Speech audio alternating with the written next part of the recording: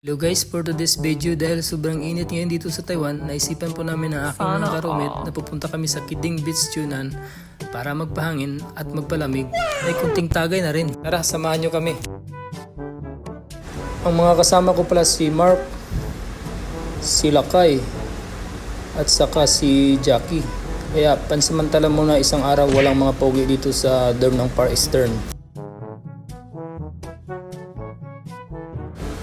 Ang pangalan pala ng taxi driver namin si Marika po. Ito yung pambansang taxi driver ng mga Pilipino dito sa dorm Far Eastern. Dalawa lang to sila si Marika po at si Marika P. Kaya tara, excited na yung mga kasama ko. At usapang negosasyon, sila kayo nang bahala dyan. Mag-intindihan sila dyan, magaling yan sila kayo. Kaya tara, abanti na tayo.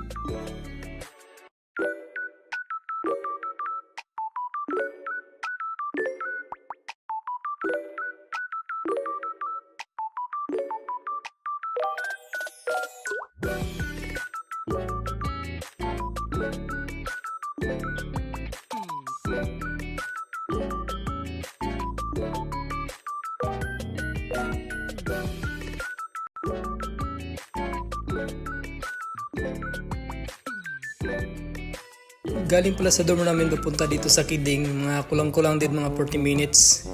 Medyo mabilis na yan kasi wala namang masyadong traffic dito sa Taiwan eh.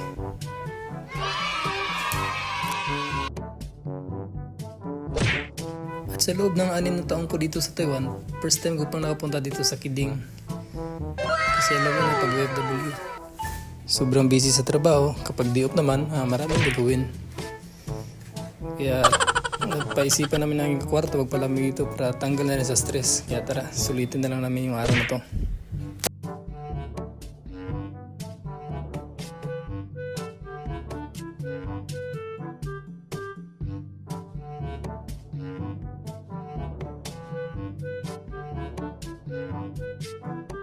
Sana all.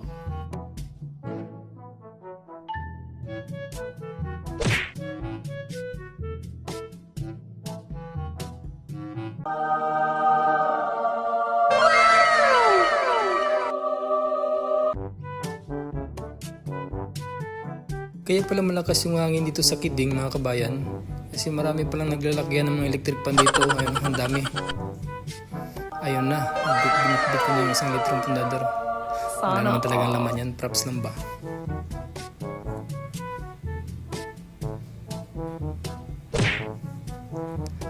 Ayun na si Mark, naglakad na sa buwan. Ang ganda dito mga kabayan kasi walang mga bato dito sa dagat. Hindi masakit sa paa kahit hindi ka magchinilas.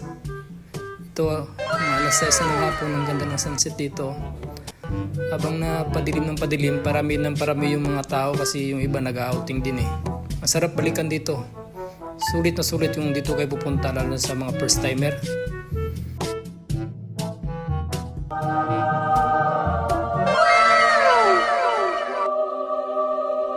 Sana all.